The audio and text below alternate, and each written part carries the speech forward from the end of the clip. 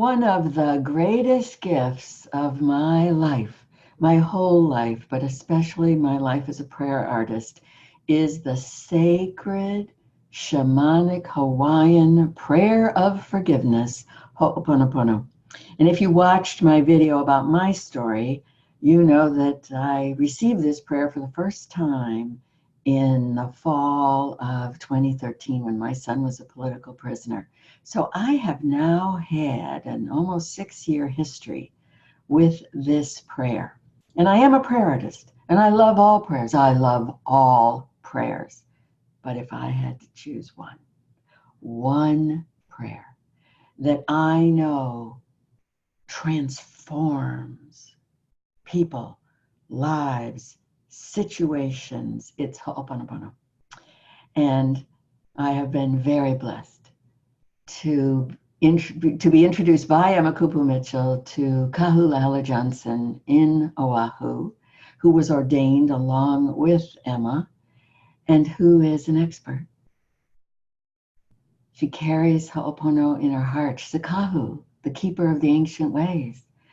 And I am so blessed that she and I have led 5, you can see the 5 goddesses, for the 5 Ho'oponopono intensives, and always more to come.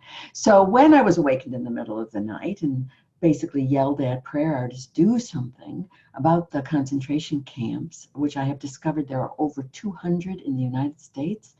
Oh, okay, I'm going to do something. Well, what is it I'm going to do? Ho'oponopono. Our prayer, and in the next video you can watch the steps in the prayer, but the heart of it, the transmutating power of it is in Ho'oponopono. And so for those of you that haven't been in any of those intensives and would like to know what is this prayer, I would like to introduce you to Kahulahela Johnson, and she's going to talk to us about what is Ho'oponopono. Thank you, Janet. Aloha, aloha mai kako, everyone. And thank you for joining us, Janet and myself here. I would like to make one clarification that while I am very, as Janet is, very, very, very passionate about the practice of, the daily practice of Ho'oponopono, I am by no means an expert. I am a teacher because this has, as Janet will also vow, this has helped me in my life to cleanse, to clear, to open the way for love to flow into our lives. And this is what Ho'oponopono is. And so Ho'oponopono is a Hawaiian cultural practice. And the traditional practice is, it involved the healing and the conversation within a family to bring about clarity if there was any sort of misunderstanding, if there was any illness in the family, that there was a root to the problem. And so Ho'oponopono is the process to unveil that root. And so it has been updated in the 70s by Morna Simeona, a Hawaiian kahuna, and she saw the need as life evolved and as people were carrying so much heaviness, pain, illness, suffering, that she saw a need for Ho'oponopono, this practice, to be updated.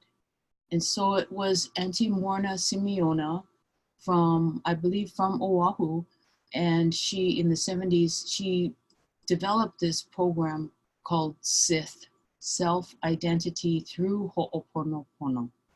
And it's through this practice that we are able to utilize this prayer, this practice for ourselves on a daily basis. And then this practice, this particular prayer that Janet and I have both been using, is a prayer that has been handed down to us by my Kumu Karen, Lealoha Carol.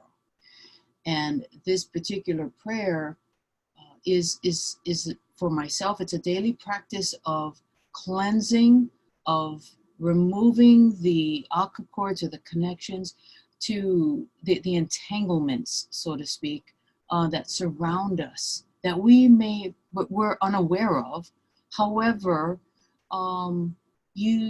it's a way to release ourselves from pain and suffering of all forms, whether it be in your relationships, whether it be with regard to your health, whether it be a situation, whether it be finances, anything at all. That this prayer practice is a way to cleanse and heal. And one of the most surprising things about this prayer, that the very first time you were in any of my events, it was the Lotus and Lily in December of 2017. I was introducing you and Ho'oponopono for the very first time to members of one of my prayer communities. And so we're all sitting here watching you on this video platform, and out of your mouth comes that each one of us is 100% responsible for our relationships. And luckily I was muted, but I remember I went, ah! And the people that were with me in this room went, ah! And I have never forgotten. It was such a shock. Well, now scroll ahead to now. And the entire premise of They Are All Our Children is we are responsible. We are responsible for the creation of this encampment system. We are responsible for every child ripped out of her mother's arms. We are responsible. And if a person is hearing that for the first time, like I did in December of 2017, you might also be going, no, that's not fair. I didn't do that. Blah, blah, blah. So I felt it's an important foundation to understand this prayer. Would you explain why it's true and holy to take responsibility for finding this, what did you call it, the taproot to the problem in the family? Well, this is the human family. We have a problem. So why is responsibility this essence, this key to Ho'oponopono? Such a great question. So the way I love to describe this for people to understand this concept is, if you can imagine an imaginary line across this way, and this line is the line of responsibility. So this is the line of responsibility. Below it is where we live in blame, shame, justification, making excuses, complaining about our lives, pain and suffering. All of that exists below the line of responsibility. Above the line of responsibility is where you take 100% responsibility. And so also I want you to see this as another great way to describe this is that humanity, we all came here to earth. And we all are here to have this earthly experience. And in order for us to have this earthly experience, a veil was put in place. The veil separates us from divinity and keeps us in a third dimensional realm dimension. And so that's been our lesson in this lifetime, is to learn how to connect, how to pierce the veil, connect to divinity. And what we've been trained to believe is that we're powerless. And so what responsibility does, it begs us to bring all of our power back, take our power back. Don't give our power away anymore. We've been trained to give our power away to the authorities. We've been trained to give our power away to the doctors. We've been trained to give our power away to pharmaceuticals. We've been trained to give our power away to processed foods. We've been trained to give our power away to GMO, genetically modified foods. We've been trained that it's okay to live a life this way. So by taking our power back, we are strengthening our connection to our divine soul self that pierces that veil. And as we say in the Hawaiian culture, puka is to break through that line of responsibility where we stay in suffering. And when we pierce that, that is the veil. When we pierce that, we have our own direct connection to divine source. And this is truth. This is what Jesus Christ taught. This is what Mary Magdalene taught. These are all the great ascended masters and teachers have been teaching us for eons of time. But we've been brainwashed, basically. That's the best way that I can describe the importance of taking 100% responsibility. Is not that you're 100% to blame for what's happening. That's not what we're getting at here. Taking 100% responsibility means that I am empowered to make a difference in the lives of my brothers and sisters at this time, and it is crucial, and it is that it's an awakening. The world is waking up, and we are all a part of this. No one is to be left behind. And there's there's just so much going on around Mother Earth, but people are waking up, and it's our duty. It's our kuleana.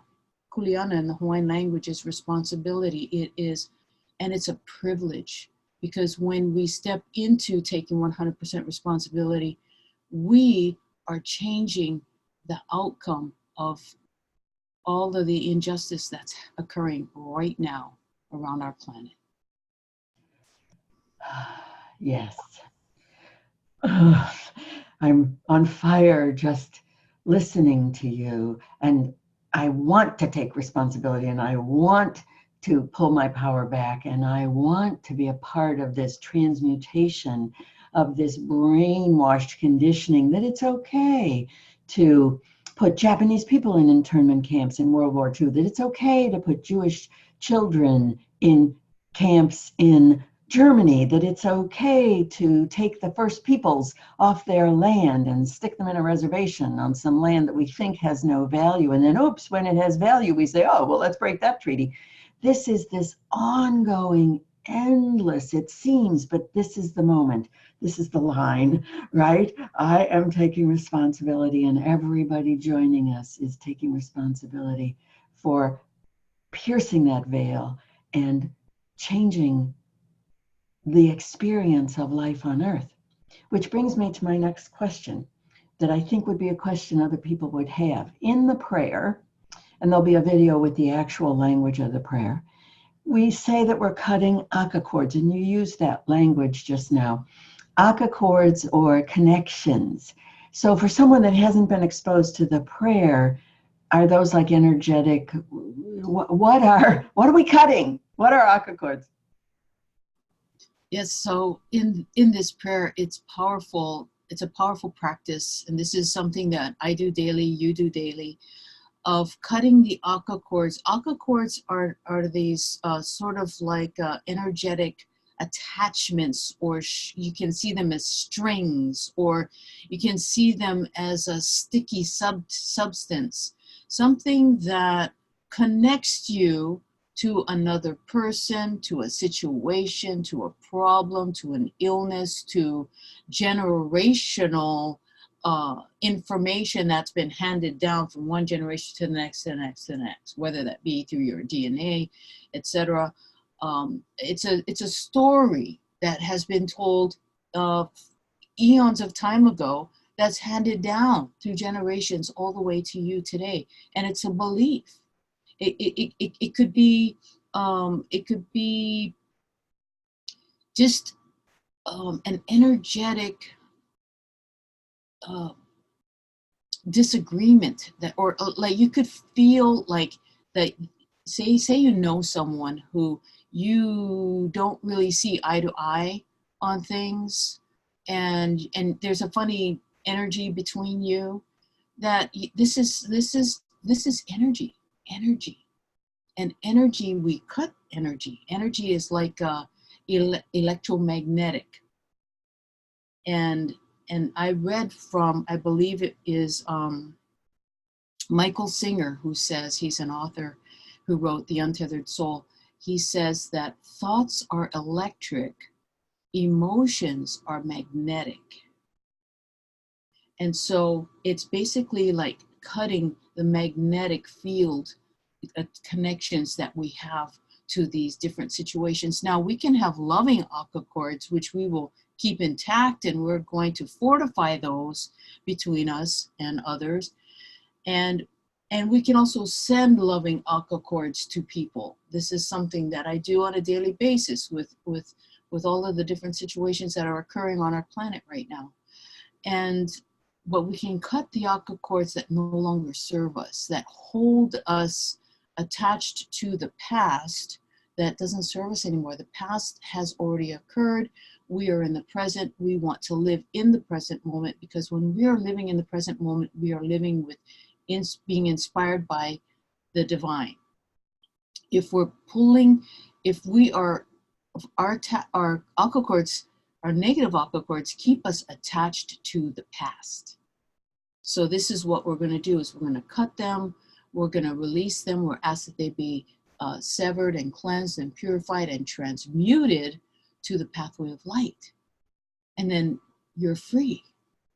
You're free. You're free to create, to co-create with divine spirit in the moment, being inspired. And this is where we all get to co-create with the universe, with God, with the goddess, and the way I use this energy is I harness light. I allow light, which is love, which is grace, to flow in me and through me, to do blessings, to clear out whatever no longer serves us.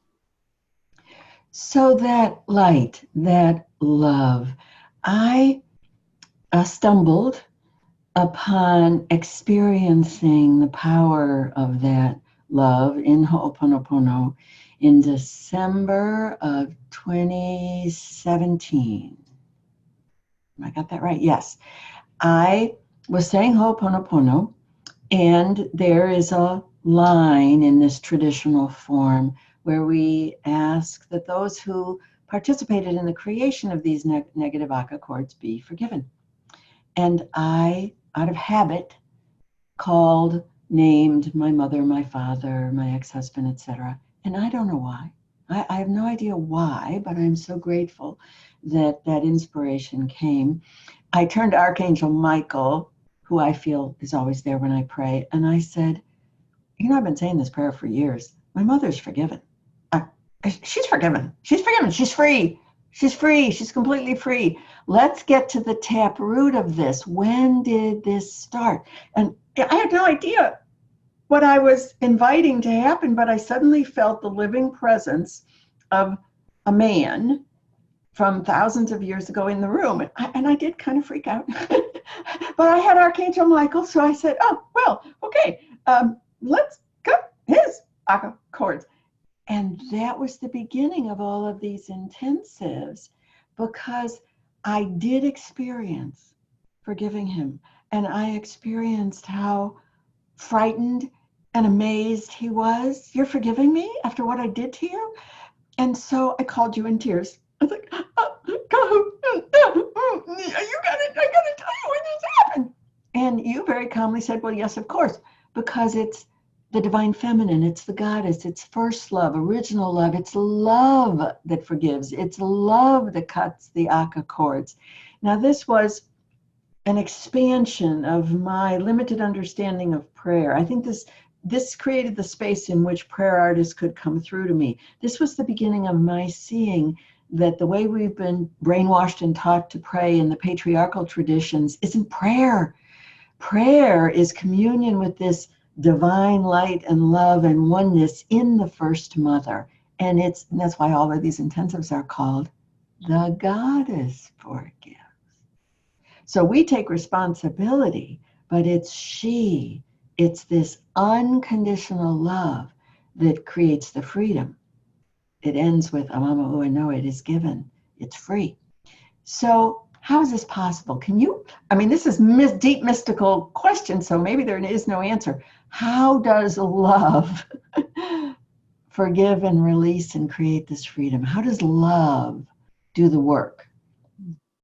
That's another really powerful question.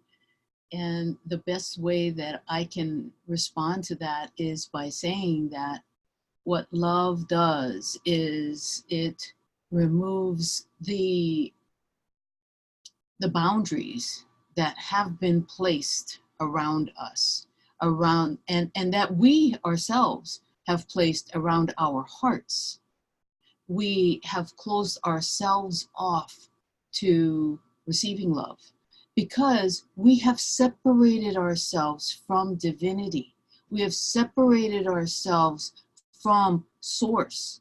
We have separated ourselves from the goddess. And it's because of the control. We don't know. We've just been trained to live our lives this way and to judge and to see that, oh, this is I'm right, you're wrong, and to live in that world of duality. Duality exists here, is the only place that exists is here on earth. Why? Because one half of her is in the sunlight, the other half of her is in the darkness. Hence, duality was born.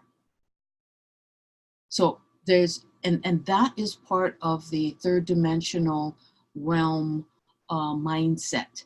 We've been trained that there's right and wrong, there's good, there's bad, there's black and white, there's, all of these dualities, love and fear. And so we've been living in a controlled environment in fear. And that's what we're used to. And so we haven't trusted that there is a divine source, a loving source, who wants us to live our lives whole, complete, full, not in duality, but in love, just love. But it is a choice, and we've been given free will. So we have the choice to choose between love and fear every second of the day. But because we've been so ingrained in fear, it's been just our normal go-to. So this prayer helps us to free ourselves, free our brothers and sisters, free the children from as you have mentioned before, the consciousness of fear, the consciousness of control, the consciousness of enslavement, the consciousness that all the injustices, oh yeah, it's just, I have no control over that. I'm not a part of that. It's over there. I'm here. I'm separate from that. Oh no, we are all one. And so it's our privilege, and it's our right, it's our kuleana to pierce through that control of consciousness, and because that's all happening, that's all keeping us held back to the past. We are co-creating right now everything that we would like to happen for ourselves, for others around the planet. And so this is an opportunity, should we choose to awaken at this time and to choose love. Love is right there. Love opens the door. Love frees us. Love takes the shackles off of us. Love burns down those camps, those internment camps. Love destroys walls. Love removes the walls we've placed around our heart to protect ourselves from being hurt. Well, the only way we're being hurt is by believing in fear. And once we accept the fact that the goddess lives in us and she flows in us and through us as grace, then there is nothing to fear. Nothing. Because love is pure. And I'm getting chicken skin goosebumps just talking about this, because that is love. This is love flowing in me and through me right now as my eyes are watering. This is love. This is what love looks like. This is a love with an open heart, with an expanded outlook on life, and that I matter and my voice matters. It's my time.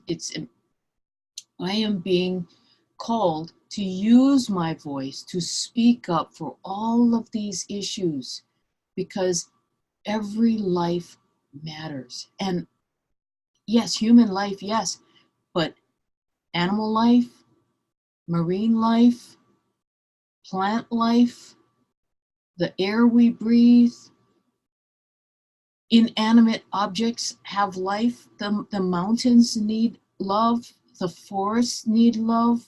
And we are the cause of all of this, all of the injustices that are occurring. So it is our kuleana, our right, our privilege, our responsibility to make a difference and to choose love.